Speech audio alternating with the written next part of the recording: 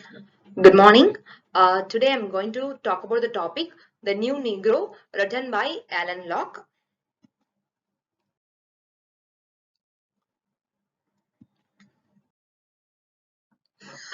First, let's see about the author intro. Alan Locke.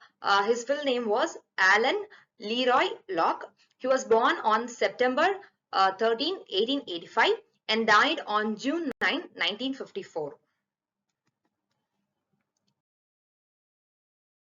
Uh, Alan Locke was an American writer, philosopher, educator, and patron of the arts. He was in 1907. He was known as the first African American scholar, and he became the philosophical architect. And he was acknowledged Dean of the Harlem Renaissance. He is frequently included in listing of influential African Americans.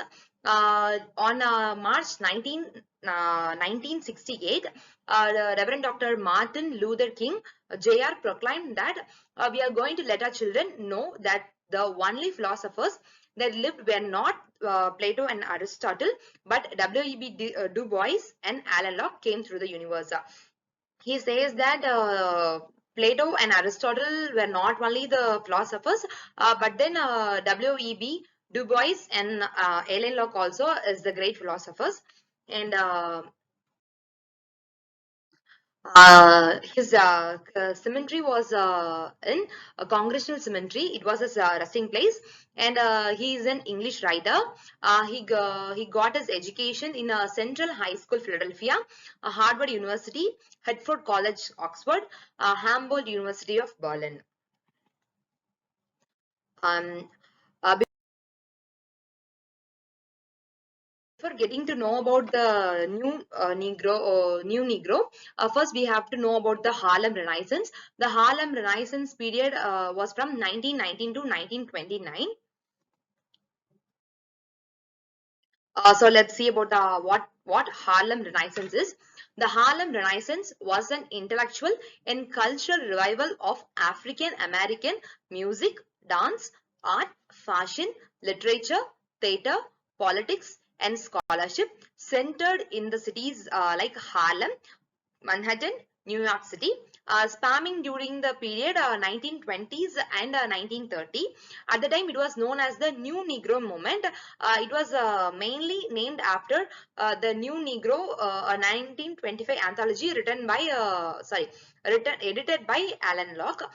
The movement also included the new African American cultural expressions across the urban areas in the Northeast and Midwest United States, affected by a renowned militancy in the general struggle for civil rights, combined with the great migration of the African American workers fleeing the racist conditions of the Jim Crow and Deep South, as Harlem was the final destination of the large number of those who migrated north, because it was in the place in the city called Harlem. It was known as the Harlem Renaissance, and the zenith of this flowering of Negro literature, as James Weldon Johnson preferred to call it the Harlem Renaissance. James Weldon Johnson preferred, and he preferred to call it as Harlem Renaissance, because it was held mainly in the city called Harlem. So he called that called this as the Harlem Renaissance. The Harlem Renaissance is considered to have been a rebirth of the African American arts. And these are the pictures of the Harlem Renaissance during the year 1919 to 1929. Now let's see the small sum up of what the New Negro and Interpretation anthology is about. The New Negro and Interpretation 1925 is an anthology of fiction, poetry, and essays on African and African American art and literature, edited by Alan Locke, who lived in Washington DC and taught at Harvard University during the Harlem Renaissance.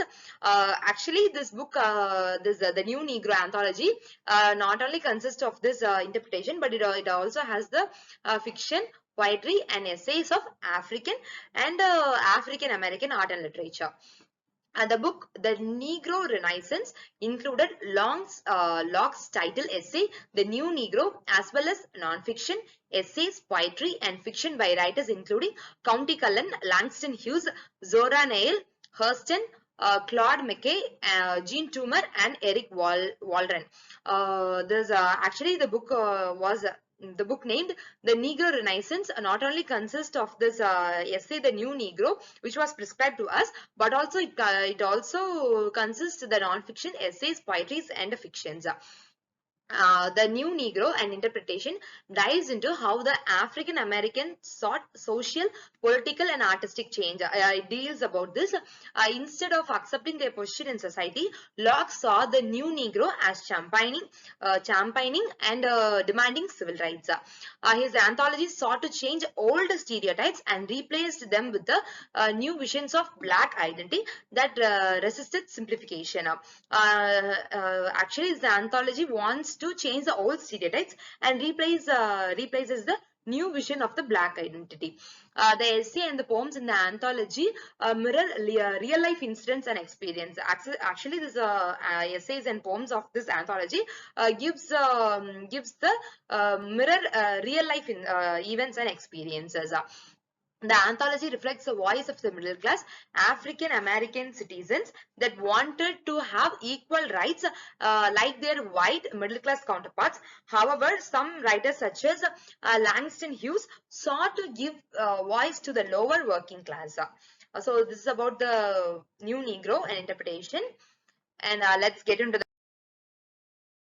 topic, the life, attributes, and self-expression of the young Negro.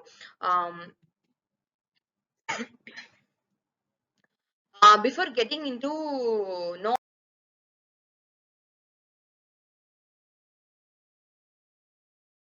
about the new Negro, sorry, the young Negro, let's see about the old Negro.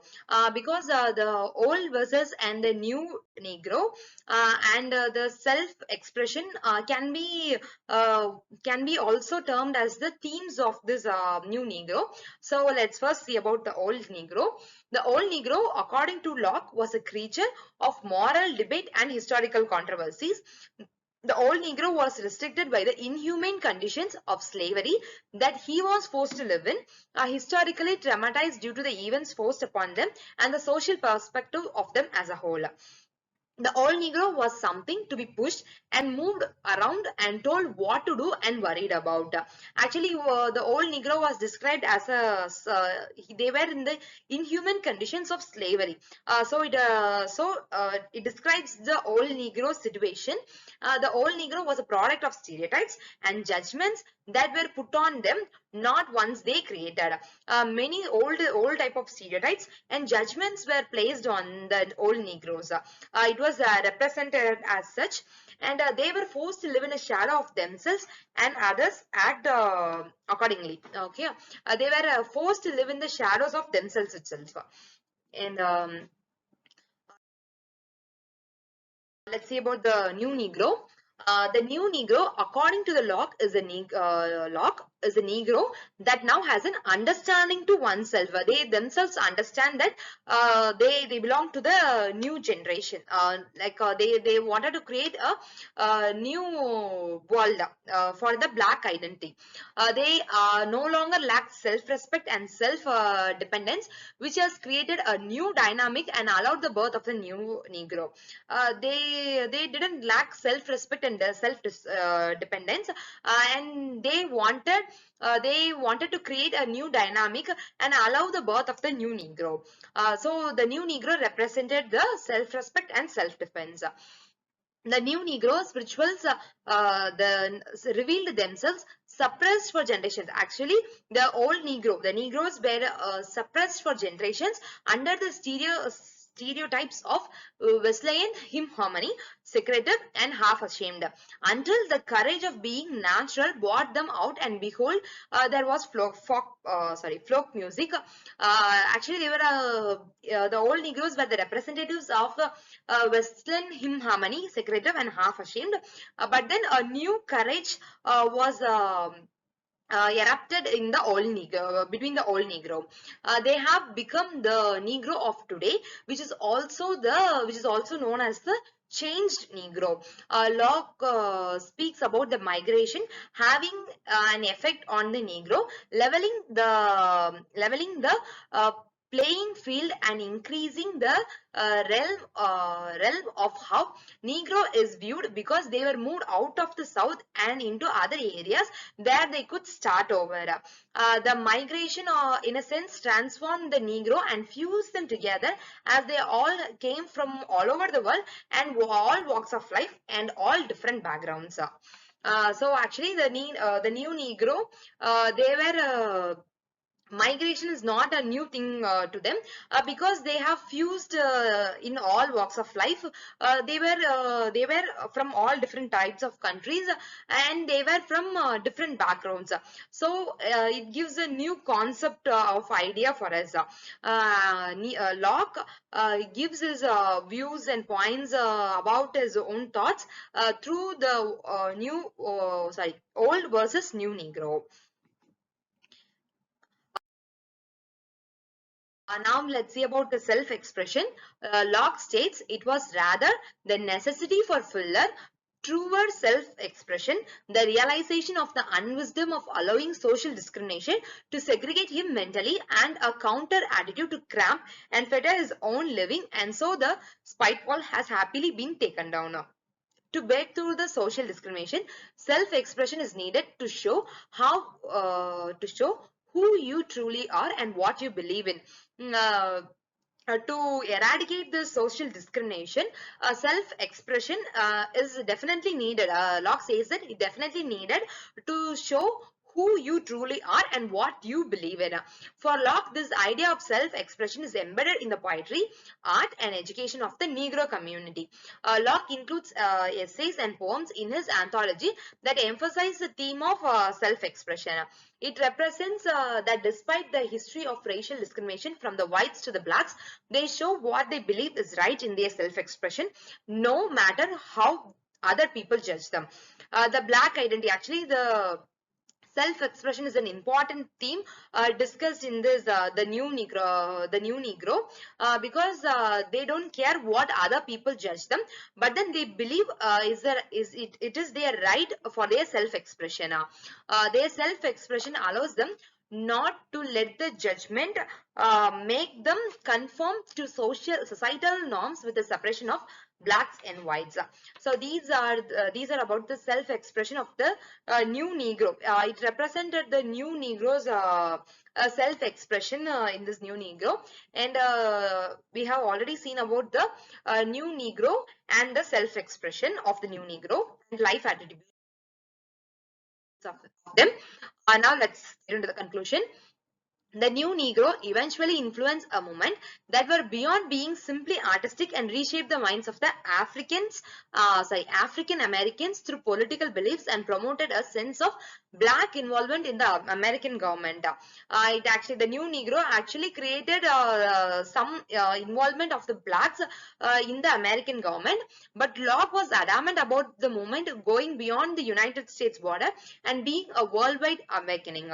Yet, due to the circumstances of the time and the tremendous diversity of opinions about the future of the movement, ideals stemming from the new Negro would not be definitely acknowledged again until the civil rights movements 1954 to 1968. Actually, it was after the death of Alan Locke. Still, Locke continued defending the idea of the new Negro. He continued defending the ideology of the new Negro.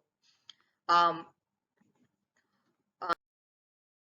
and I have concluded. We have seen about the life attributes of the young to clearly have the description of the young Negro. We have already seen about the old Negro and the new Negro and the self-expression of the young Negro. Thank you.